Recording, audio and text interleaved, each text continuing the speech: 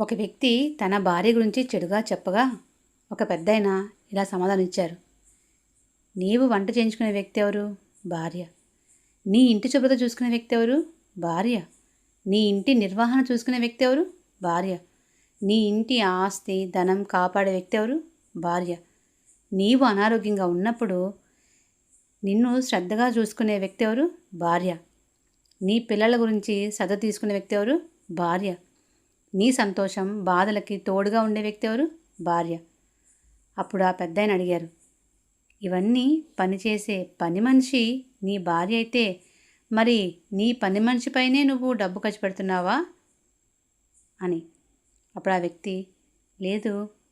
అప్పుడు ఆ పెద్దాయన చెప్పారు, అయితే నీకు భార్యలో తేడాలు మాత్రమే కనిపించాయి, మంచితనం అంతా కనిపించలేదే.